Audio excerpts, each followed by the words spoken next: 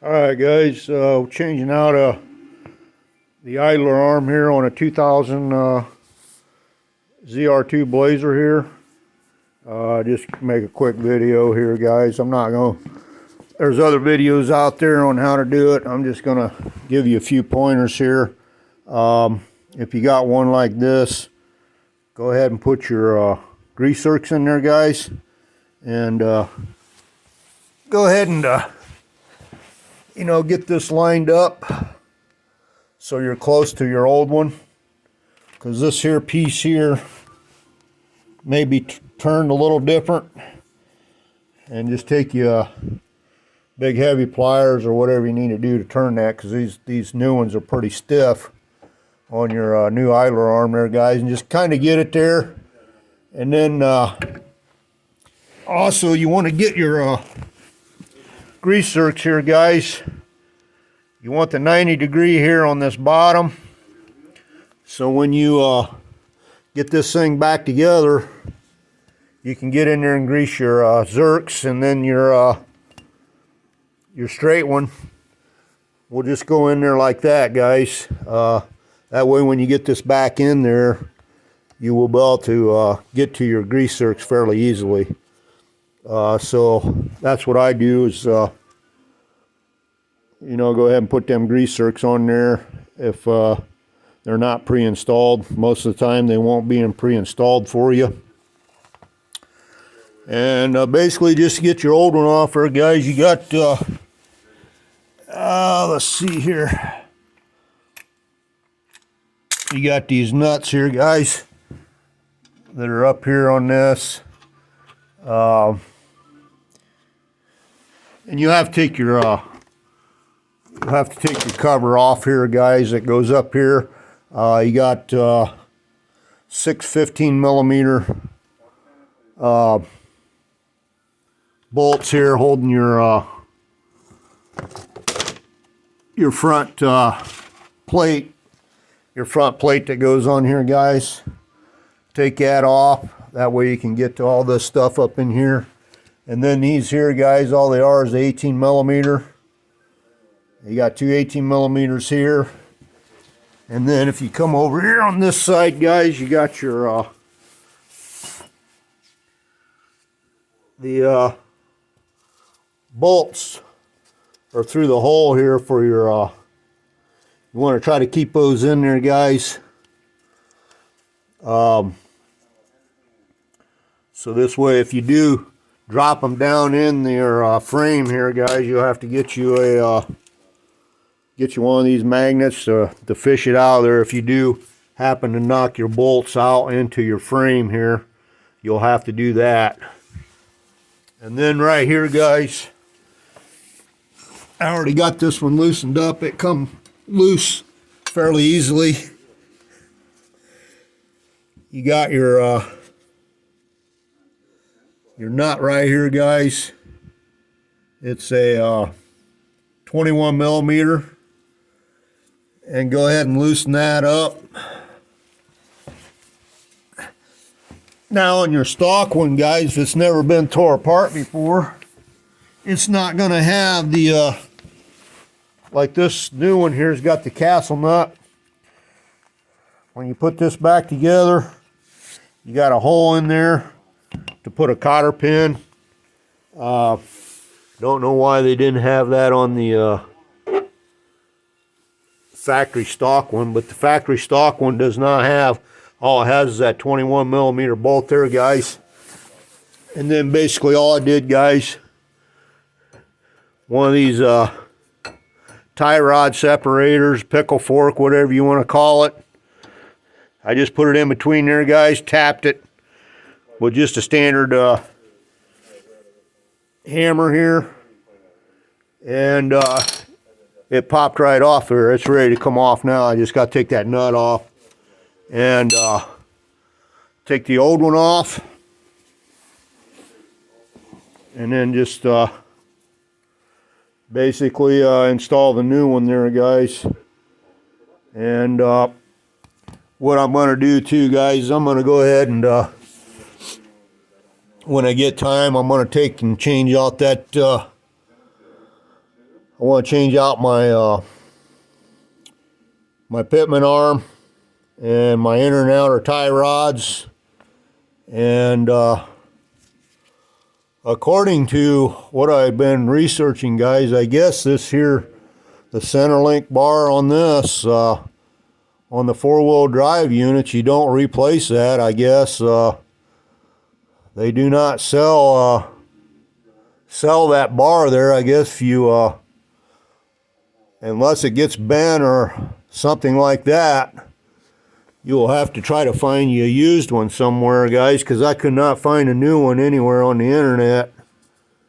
And I did a little research on that, and I guess you just don't, I guess there's nothing there to really wear, unless these, you know, inside here gets wobbled out a little bit. But as far as buying a new one there, when I looked for a kit, all the kit come with was the to redo the front end, to tighten this front end up, because this truck does have 250,000 on it.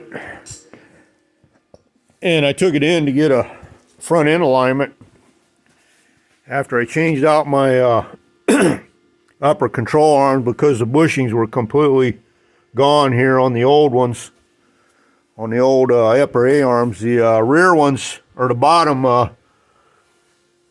control arms, look pretty good on it yet, so I didn't see a problem there. And then when I took it in for a four-wheel alignment, they wanted me to change out, well, they wanted to change it out, but I do most of the work myself. And so I changed this out.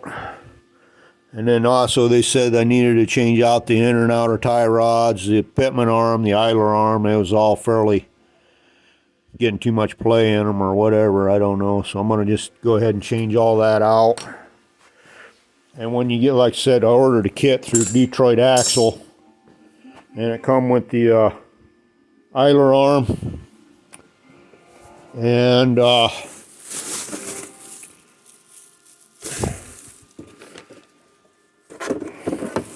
it come with all this here, the inner outer tie rods, and you got your coupler here for your inner and outer tie rods.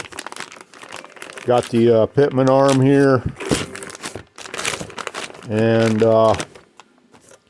that's basically all the kit comes with to redo your front end here on your, you know, as far as changing out your tie rod, your pitman arm, and your idler arm. It doesn't say anything about doing that that crossbar there. Like I said, I did some research on that. Couldn't find a new. I don't know if you could order one through GM or not. I didn't check through them, but anyways, I guess you don't. From what I understand, most people don't change this here center bar out unless it's bent or it's really wobbled out inside there where your studs go through there.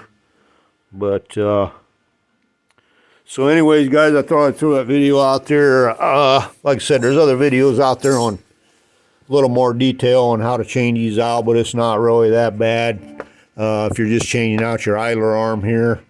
Like I said, you got your two 18 millimeters and then your 21 millimeter there. Take your pickle fork or a tie rod separator or whatever you want to call it.